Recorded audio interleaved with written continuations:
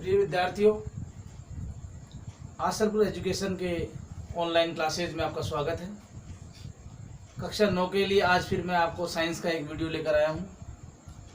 आज हम चर्चा करेंगे पदार्थ की अवस्थाओं के बारे में। पदार्थ की कितनी अवस्थाएं होती हैं, कैसी कैसी अवस्थाएं होती है पदार्थ के, उसके बाद में उसमें उसके अवस्थाओं पर क्या प्रभाव पड़ता है, ताप का प्रभाव क्या पड़ता है, दाब का प्रभाव क्या पड़ता है, और इसके बारे में हम अध्ययन करेंगे। तो देखिए, आज चलते हैं वीडियो के। पदार्थ की अवस्थाएं, हमारे सामने पदार्थ की 3 अवस्थाएं होती हैं। पहला है ठोस, दूसरा द्रव और गैस। ठोस, द्रव और गैस 3 अवस्थाएं होती है हमारे पास पदार्थ की। और जो तीनों अवस्थाएं हमारे पास होती है, ठोस के अंदर आपको पता है कोई पत्थर वगैरह, जैसे पत्थर आ गया, एक ईंट आ जाती है, लकड़ी आ जाती है, इस प्रकार डॉट डॉट डॉट कई ठोस होते हैं हमारे सामने। द्रव में हमारे तरल पदार्थ जैसे पानी आ गया, और भी दूध आ जाता है, शहद आ जाता है, और भी अन्य कोई तरल पदार्थ में आ जाते हैं। गैस पदार्थ में जैसे हमारे पास ऑक्सीजन गैस है, हाइड्रोजन गैस है, नाइट्रोजन गैस है, और भी एलपीजी गैस है सिलेंडर में जो भरते हैं। इस प्रकार हमारे पास ये तीनों ही ठोस के उदाहरण मैंने आपको दिए। अब ठोस, द्रव और गैस की अवस्थाएं हैं, इनके कुछ गुण पाए जाते हैं। ये जो ठोस होता है, ठोस, इसके जो है कण बिल्कुल पास पास होते हैं। इनके कणों कणों के मध्य प्रबल बल पाया जाता है। प्रबल बल से बंधे होते हैं। जैसे हमारा ये ठोस है, पत्थर, यहाँ पे एक पत्थर है, इसके अंदर जो भी कण है इसके बिल्कुल पास पास है, ऐसे बिल्कुल इसके कण बिल्कुल पास पास है, बिल्कुल ऐसे। ये हमारे पास ठोस है। ठोस के कण बिल्कुल पास पास होते हैं। और हमारे पास जो द्रव है, और द्रव के कण कुछ दूर दूर होते हैं, ऐसे ऐसे द्रव। ये हमारे पास द्रव है। द्रव के कण कुछ दूर दूर होते हैं, और गैस के जो कण है इससे बहुत दूर दूर होते हैं। तो जैसे गैसीय अवस्था के अंदर क्या होगा, गैसीय अवस्था के अंदर एक कण यहाँ होगा, एक यहाँ होगा, एक यहाँ, एक यहाँ, एक यहाँ, ऐसे। तो ठोस के कणों के मध्य जो है, कणों कणों के मध्य दूरी बहुत कम होती है। द्रव के कणों के मध्य थोड़ी दूरी ज्यादा होती है। गैस के कणों के मध्य दूरी बहुत अधिक होती है। तो ठोस, द्रव और गैस। अब इन तीनों के बारे में देखो। ठोस जो होता है, इसका एक आकार निश्चित होता है, और इसका आयतन भी निश्चित होता है। इसकी कुछ विशेषताएं बताने जा रहा हूं मैं आपको, ठोस, द्रव और गैस की। ठोस की जो विशेषता है, इसका आकार और आयतन दोनों निश्चित होता है। द्रव में क्या होता है, द्रव का आकार जो है आपका, और आयतन के बारे में क्या है, आयतन इसका निश्चित होता है और इसका आकार निश्चित होता है। कैसे, जैसे द्रव है, द्रव को हमने एक जग में डाल दिया ऐसे करके, ये हमारे पास जग है। द्रव को हमने जग में डाल दिया तो द्रव क्या करेगा, जग का रूप ले लेगा पानी का, ऐसे। अर्थात आप समझ गए हो, इसका आकार बदल गया। पहले द्रव ऐसे इस आकार में था, अब द्रव इसमें आकार में आ गया, तो द्रव का आकार बदल गया, आयतन वही रहता है। यानी आकार बदल जाता है, आयतन निश्चित रहता है। और गैस के अंदर क्या होता है, जो गैस अवस्था है आपकी, गैस के अंदर आकार और आयतन दोनों ही अनिश्चित होते हैं। यानी कि इसका आयतन, थोड़ी सी गैस भी हम बहुत दूर तक फैल सकती है, पूरे कमरे में फैल सकती है, पूरे वातावरण में फैल सकती है। तो आप समझ गए होंगे इसके बाद में तीनों, ठीक है। हाँ, देखिए, इसके बाद में हमारे पास ये आता है। इसके बाद में कुछ परिभाषा, 2 परिभाषा हमारे पास इसके अंदर है, गलनांक और क्वथनांक। गलनांक, वह ताप जिस पर कोई ठोस, वह ताप जिस पर कोई ठोस द्रव अवस्था में बदल जाता है, तो वह उसका गलनांक कहलाता है। यानी कि वह तापमान जिस पर कोई ठोस है वो द्रव में बदल जाता है, तो वह उसका गलनांक कहलाता है। जैसे बर्फ का गलनांक, बर्फ एक ठोस है, बर्फ को जमा दिया हमने, यहाँ पे जल को जमा दिया, ये हमारी बर्फ है, ठीक है। ये अभी पहले ठोस अवस्था में है।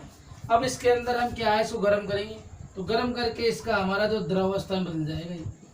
तो जिस ताप की हमको आवश्यकता पड़ेगी, यहाँ पर जो भी ताप, वह ताप कहलाएगा इसका गलनांक। और इसका गलनांक हमारे पास विद्यार्थियों 273.15 केल्विन है।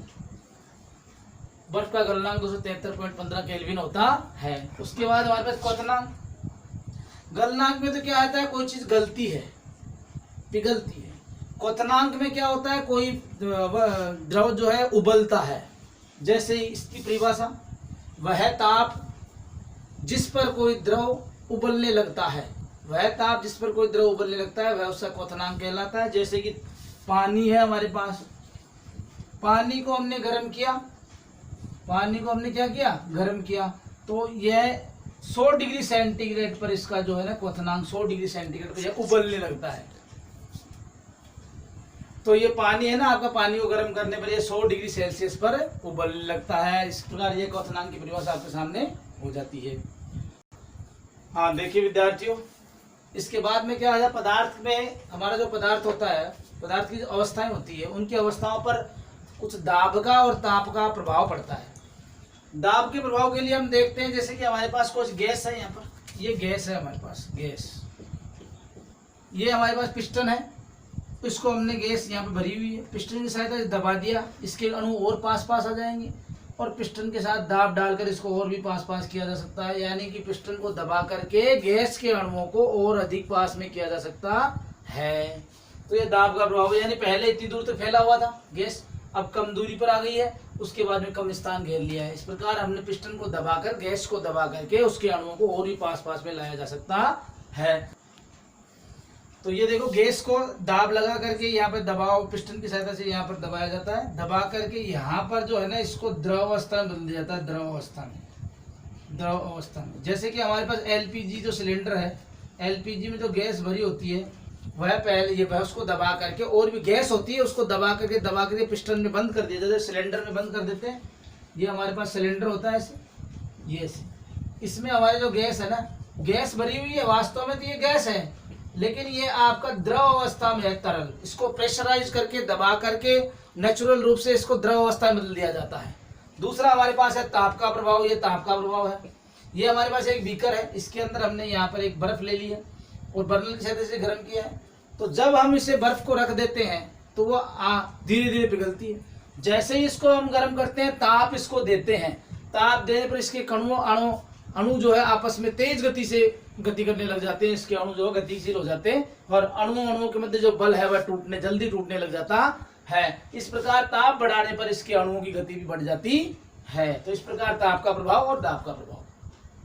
हाँ विद्यार्थियों देखिए, अब यहाँ पर ऊर्ध्वपातन, कुछ ठोस ऐसे होते हैं जिन्हें हम गर्म करने पर वो सीधे द्रव अवस्था में नहीं बदलते हैं और सीधे ही गैसीय अवस्था में बदल जाते हैं, यानी ठोस टू गैस अवस्था में बदल जाते हैं और गैस से वापस ठोस में आ जाते हैं।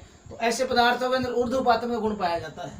तो देखिए यहाँ पर कपूर है, अमोनियम क्लोराइड NH4Cl है, नौसाधर है, इनके अंदर ऊर्ध्वपातन का गुण पाया जाता है। ये ऐसे पदार्थ है जिनको हम, ठोस पदार्थ है, इनको गर्म करने पर ये सीधे गैस में बदल जाते हैं, ठोस से गैस में बदल जाते हैं और गैस से वापस ठोस में आ जाते हैं। यानी कि ठोस हमारे पास होता है, सीधा हमारे पास चेंज होता है, ये ठोस टू चेंज गैस में हो जाता है और ये गैस से वापस ठोस में हो जाता है।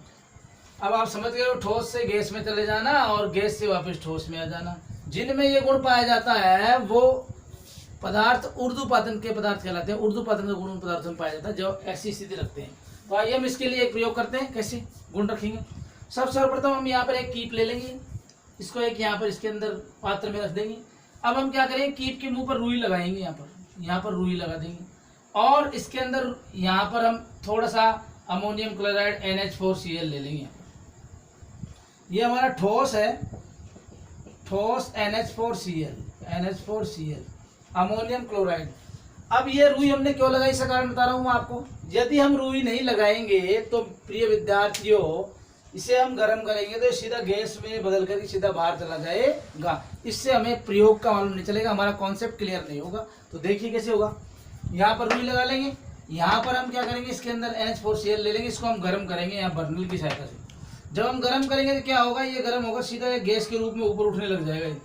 ऊपर उठने लग जाएगा तो यहाँ पर इसकी दीवारों पर यहाँ पे जमा होने लग जाएगा, यहाँ पे जमा हो जाएगा, यहाँ पे जमा होगा, संघनित्र कांड यस जम जाएगा यहाँ पर इस जगह, ये लो। तो ये जैसे ऊपर उठेगा, यहाँ पर ऊपर उठ करके यहाँ पर इसकी दीवारों पर संघनित होकर ठंडा होकर ये जमने लगता है। जैसे हम कोई पानी गर्म करते हैं, उसके ऊपर हाथ रखते हैं तो उसके ऊपर भी हम देखते हैं कई बूंदे जम जाती है, तो वो संघनित होकर जम जाता है। तो यहाँ संघनित होकर जम जाता है, ये वापिस पुनः हम देखेंगे ये ठोस अवस्था में फिर हो जाता है, ठोस। इस प्रकार हमारा जो है ना ये ठोस NH4Cl गैसीय अवस्था में बदलता है और इससे पुनः हमें ठोस प्राप्त हो जाता है। तो देखिए आपको मैंने ये गुण बताया, इसके बाद चलते हैं आगे। देखिए विद्यार्थियों, वाष्पीकरण हम पढ़ रहे हैं, वाष्पीकरण।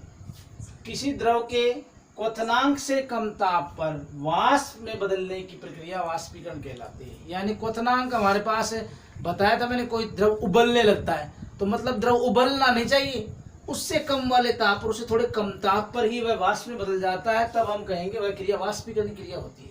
ठीक है, ये हमारा वाष्पीकरण। उसके बाद में आपको कह रहा हूँ ताप परिवर्तन। देखो ताप परिवर्तन इकाई,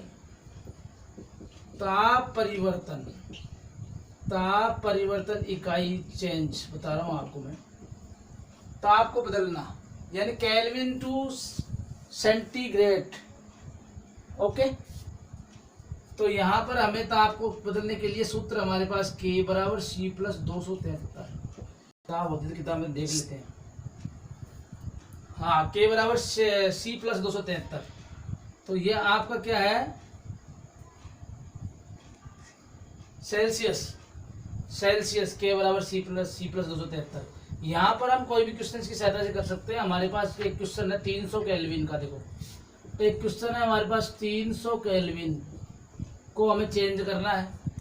ठीक है, सेल्सियस में चेंज करना है। 300 केल्विन को हमको चेंज करना है सेल्सियस में, यहाँ सेल्सियस में चेंज करना है, सेल्सियस। तो हम क्या करेंगे, सूत्र का इस्तेमाल करेंगे। तो K की जगह हम लिख देंगे 300 केल्विन बराबर C प्लस 273। यहाँ पर 273 को इधर लाएंगे तो हमारे पास 300 माइनस 273 बराबर C, और हमारे पास यहाँ पर बच जाता है 76, 73 और ये 7 बच गया 80, 27 डिग्री बच गया, 27 डिग्री सेल्सियस। यानी 300 केल्विन को हम कहेंगे 27 डिग्री सेल्सियस। इस प्रकार हम ताप इकाई परिवर्तन भी कर सकते हैं। अब देखिए कुछ सूत्र आपके ताप इकाई परिवर्तन के हैं। हाँ विद्यार्थियों, देखो ये टॉपिक हमारा एंड की ओर है, इससे फाइनल की ओर है। अब हम यहाँ कुछ मात्रक जानेंगे, इसके बारे में आपको इस मात्रक याद करने हैं, अच्छी तरह से रिमेंबर करने हैं, आप कंप्लीट करने हैं। इसको यहाँ राशि दी हुई है, मात्रक दिया हुआ है, इसका प्रतीक चिन्ह दिया हुआ है।